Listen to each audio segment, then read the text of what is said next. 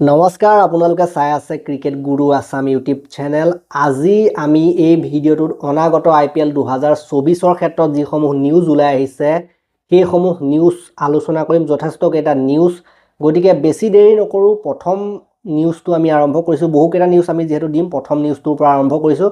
প্ৰথম খবৰটো হৈছে ছানৰাইজাৰ্ছ হায়দৰাবাদ টিমটোৰ পৰা ওলাই আহিছে। ছানৰাইজাৰ্ছ হায়দৰাবাদ টিমৰ অধিনায়ক আপোনালোকে জানে যে ইডেন মাৰ্ক্ৰাম আছিলে, আৰু বৰ্তমান সময়ত খবৰ ওলাইছে যে ইডেন মাৰ্ক্ৰামৰ ঠাইত তেখেতক আঁতৰাই পেট কামিন্সক অধিনায়কত্ব প্ৰদান কৰা হ'ব IPL 2024ৰ পৰা। গতিকে এইটো বেয়া কথা নহয়, ভাল কথাই হ'ব, কাৰণ পেট কামিন্স হৈছে শেহতীয়াভাৱে এদিনীয়া বিশ্বকাপ জিকা এটা টিমৰ অধিনায়ক। গতিকে তেনেকুৱা এজনক অধিনায়কত্ব প্ৰদান কৰাটো বহুত ডাঙৰ কথা, বহুত বেছিয়ে ভেলিউ এড কৰিব। তেখেতক যদি কেপ্টেইন দিয়ে, তেখেতৰ ৰণনীতিসমূহ বেলেগ হ'ব, তেখেতৰ থিংকিং বেলেগ হ'ব, গতিকে প্লেন বেলেগ হ'ব। গতিকে এইটো ভাল এটা মুভ হ'ব পাৰে SRH টিমৰ বাবে। আৰু জানে যে এবাৰ SRHত বহুত ভাল প্লেয়াৰ আনিছে, ট্ৰেভিছ হেড হওক, দেন হাছাৰাংগা হওক। গতিকে SRH টিমটো এবাৰ ভাগ্য সলনি হ'বও পাৰে। দেন ইয়াৰ পাছৰ নিউজটো হৈছে SRH টিমৰ পৰাই।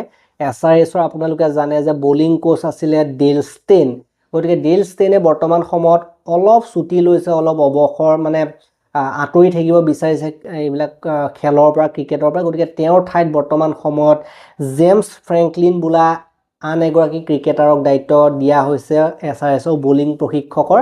আৰু এই যিজন জেমছ ফ্ৰেংকলিন, তেখেতে সাধাৰণতে IPL খেলিছে আগতে মুম্বাই ইণ্ডিয়ানছৰ হৈ পেলাই। তেখেতে 2011 আৰু 12 বৰ্ষত IPL খেলিছে, গতিকে অভিজ্ঞতা আছে IPLৰ। দেন 3 নম্বৰ নিউজটো গুজৰাট টাইটেন্স টিমৰ। গতিকে গুজৰাট টাইটেন্স টিমৰ পৰা যথেষ্ট এটা বেয়া খবৰ ওলাই আহিছে, ভাল খবৰ নহয়। ৰবিন মিন্স আপোনালোকে জানে, ৰবিন মিন্সক 3,60,00,000 টকাত কিনিছিলে গুজৰাট টাইটেন্স টিমটোৱে। আৰু বৰ্তমান সময়ত তেখেতৰ এটা খবৰ ওলাই আহিছে, তেখেতৰ বাইক এক্সিডেণ্ট হৈছে, দুৰ্ঘটনা হৈছে, আৰু তেখেত বৰ্তমান সময়ত হস্পিটেলত ভৰ্তি হৈছে। আৰু তেখেত বৰ্তমান সময়ত একো বিপদৰ পৰা বাহিৰত বুলিয়ে কোৱা হৈছে।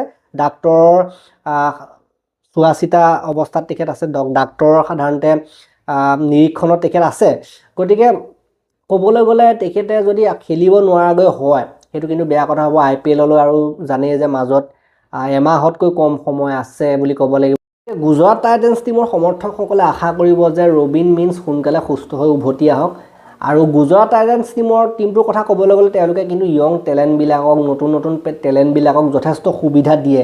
বহুতে ভাবিব পাৰে যে হাৰ্দিক পাণ্ডিয়া গুচি যোৱাৰ পাছত টিমটো কিবা খেলি মেলি লাগিব, কিন্তু তেনেকুৱা ধৰণৰ কথা নহয়। তেওঁলোকৰ টিমত যিজন সাধাৰণতে আছে আশিষ নেহৰা, সেইজন এজন মাষ্টাৰ মাইণ্ড হয়। আৰু তেওঁৰ লগতে গেৰী কাষ্টেনো আছে, কিন্তু ভাৰতক যিজনৰ প্ৰশিক্ষণত ভাৰতে ক্ৰিকেট বিশ্বকাপ 2011ত জিকিছিলে, সেইজনো কিন্তু গুজৰাট টাইটেন্স টিমটোত আছে। গতিকে এইটো কথা বহুতে জনা উচিত, যে যিসকলে যে ভাবিছে যে গুজৰাট টাইটেন্স টিমটো কাম নথকা হ'ব হাৰ্দিক পাণ্ডিয়াই কিন্তু একমাত্ৰ প্লেয়াৰ নহয়।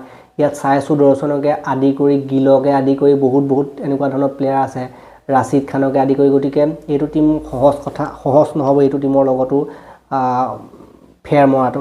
দেন ইয়াৰ পাছৰ খবৰটো হৈছে CSK টিমৰ ফালৰ পৰা। CSK টিমৰ প্ৰেক্টিচ আৰম্ভ হৈ গৈছে, তেওঁলোকৰ প্ৰেক্টিচ ছেশ্যনসমূহ আৰম্ভ হৈ গৈছে, কেম্প লাগি গৈছে। গতিকে আগতীয়াকৈ তেওঁলোকে প্ৰস্তুতি আৰম্ভ কৰি দিছে, আৰু ফুটেজ আমাৰ হাতত আহি পৰিছে, আপোনালোকে দেখিব পাৰিছে স্ক্ৰীণত। দেন CSK টিমৰ আৰু এটা খবৰ আছে, সেইটো মহেন্দ্ৰ সিং ধোনীক লৈ পেলাই। মহেন্দ্ৰ সিং ধোনীৰ এইটো শেষৰ IPL হ'ব নে নহ'ব, তাকে লৈ চিন্তা চৰ্চা চলি থকাৰ মাজতে মহেন্দ্ৰ সিং ধোনীৰ এজন সৰুকালৰ বন্ধু, বৰ্তমান সময়ত খবৰ ওলাইছে, এজন সৰুকালৰ বন্ধুৱে কৈছে যে তেখেতে আৰু এটা ছিজন 2024 ছিজনটোৰ পাছত 2025 ছিজনটো খেলিব পাৰে। আৰু তেখেতৰ ফালৰ পৰা কোৱা হৈছে যে যিহেতু মহেন্দ্ৰ সিং ধোনী ফিট হৈ আছে, সেইটো কাৰণে তেখেতে আৰু এটা ছিজন, ইয়াৰ পাছতো আৰু এটা ছিজন খেলিব পাৰে বুলি তেনেকৈ কৈছে। বাকী যি কি নহওক সেইটো বাৰু পাছৰ কথা। দেন একেবাৰে শেষৰ খবৰটো, আজি আমাৰ ভিডিঅ' একেবাৰে শেষৰ খবৰটো যুজবেন্দ্ৰ চাহালৰ ক্ষেত্ৰত, ৰাজস্থান ৰয়েলছৰ।